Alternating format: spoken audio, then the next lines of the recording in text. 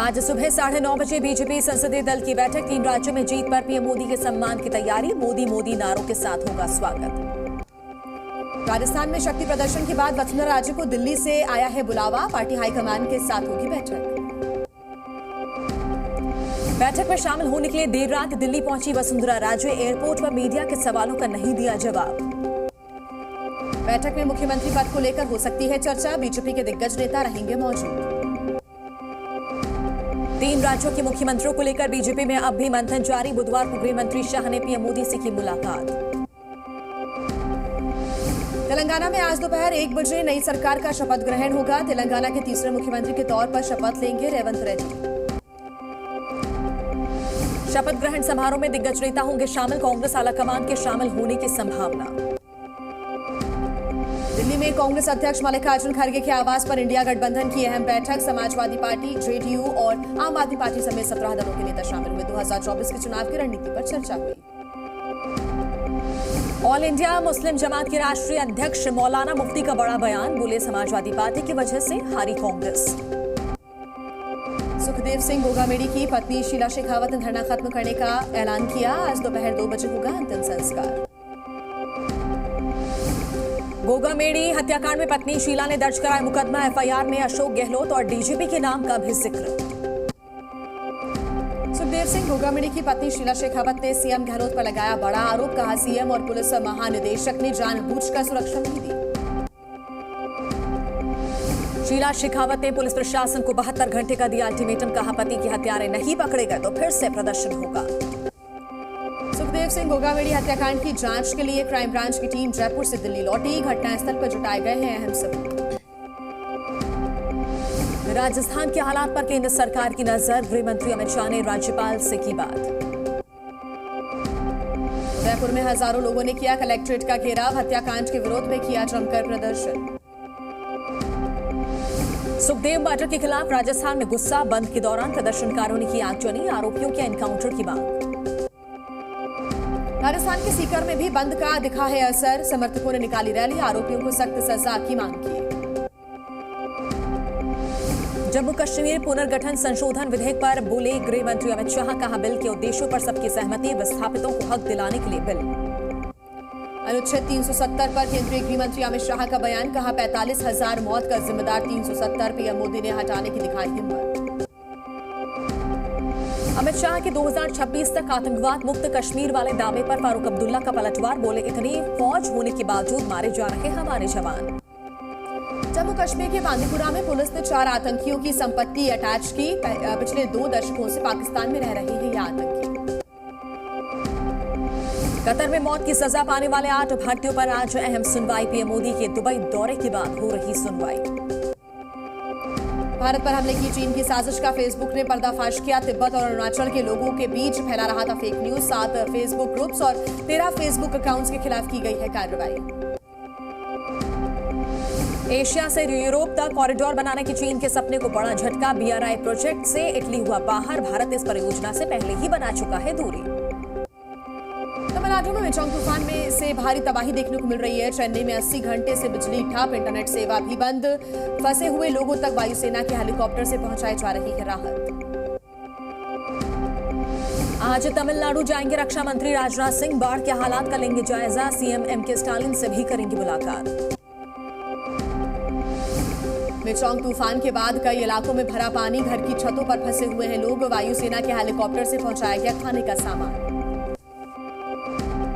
Michang तूफान को लेकर एयरफोर्स भी अलर्ट। वायुसेना ने हेलीकॉप्टर से प्रभावित इलाकों का किया हवाई सर्वे। भारी बारिश के बाद विशाखापट्टनम में लोगों को हुई है भारी परेशानी। समुद्र से उठी ऊंची ऊंची लहरें। आंध्र प्रदेश के एलुरु में भारी बारिश से अस्पतालों में भरा पानी। इलाज के लिए दर दर की ठोकर खा रहे मरीज। पानी निकालने में जुटे अस्पताल कर्मी। महाराष्ट्र के मुख्यमंत्री एकनाथ शिंदे ने विपक्ष पर निशाना साधा। कहा विपक्ष का आत्मविश्वास खत्म। इंडिया गठबंधन भी टूटा। गौमूत्र राज वाले बयान पर डीएमके सांसद सेंथिल कुमार ने लोकसभा के अंदर मांगी माफी। बीजेपी ने पूछा सनातन का अपमान करने वालों के साथ क्यों है कांग्रेस। कल उत्तराखंड के दौरे पर रहेंगे पीएम मोदी। देहरादून में ग्लोबल इन्वेस्टर समिट का करेंगे उद्घाटन। कई बड़े उद्योगपतियों के साथ मुलाकात भी करेंगे। ज्ञानव्यापी विवाद मामले में आज सुनवाई। प्लेसेस ऑफ वर्शिप एक्ट के तहत इलाहाबाद हाईकोर्ट में होगी सुनवाई। रामलला की मूर्ति चयन समिति के अध्यक्ष गोविंद देवगिरी का बयान सामने आया। कहा 15 दिसंबर तक तैयार हो जाएगी रामलला की मूर्ति। राम मंदिर अभिषेक के लिए 7,000 लोगों को किया गया आमंत्रित। सचिन तेंदुलकर, विराट कोहली, अमिताभ बच्चन को भेजा गया निमंत्रण। माफिया अतीक अहमद के खिलाफ एक्शन की तैयारी में है सरकार। अतीक और उसके रिश्तेदारों के खंगाले जाएंगे बैंक लॉकर। अवैध संपत्ति की आशंका है। पटना हाईकोर्ट का बड़ा फैसला। बिहार प्राथमिक शिक्षक बहाली में बीएड टीचरों की नियुक्ति रद्द। प्रयागराज में माघ मेले का सकुशल संपन्न होने की कामना के लिए आज गंगा पूजन होगा। संत महात्मा और तीर्थ पुरोहित होंगे शामिल। हरियाणा के यमुनानगर में जहरीली शराब से 18 लोगों की मौत के बाद सील हुआ ठेका फिर से खुला। महिलाओं ने किया प्रदर्शन। छत्तीसगढ़ के बालोद जिले में आबकारी विभाग का एक्शन। कलेक्टर ने दिए अधिकारियों को सख्त निर्देश। अवैध रूप से चल रही दुकानों को हटाया गया। गाजियाबाद में खौफनाक वारदात। झूठी प्लेट से कपड़े खराब होने पर वेटर की पीट कर हत्या कर दी। पुलिस ने 3 लोगों को हिरासत में लिया। अलीगढ़ मुस्लिम यूनिवर्सिटी में छात्रों को लगी गोली। जांच पड़ताल में जुटी पुलिस। हमलावर मौके से हुआ फरार। छत्तीसगढ़ में सत्ता परिवर्तन के साथ ही बुलडोजर कार्रवाई शुरू। रायपुर में शराब की दुकानों के पास चला बुलडोजर। अवैध निर्माण हटाया गया। सहारनपुर में बेटा ही निकला पिता की मौत का जिम्मेदार। पुलिस ने किया हत्याकांड का खुलासा। पिता की चरित्रहीनता से परेशान होकर की हत्या। छत्तीसगढ़ के दुर्ग में चला प्रशासन का बुलडोजर। शराब की दुकानों के पास अवैध निर्माण हटाया गया। उत्तर प्रदेश के फर्रुखाबाद में पुलिस को मिली बड़ी कामयाबी। 25,000 का इनामी बदमाश मुठभेड़ में घायल। पुलिस ने किया गिरफ्तार। आगरा में ऑटो पार्ट्स की गोदाम में लगी आग। आग लगने से पूरे बाजार में मची अफरा तफरी। लाखों का सामान जलकर राख। पाकिस्तान के कराची में शॉपिंग मॉल में लगी आग। पार्किंग में खड़ी गाड़ियां भी आग की चपेट में आई। आग में फंसे 10 लोगों को रेस्क्यू किया गया।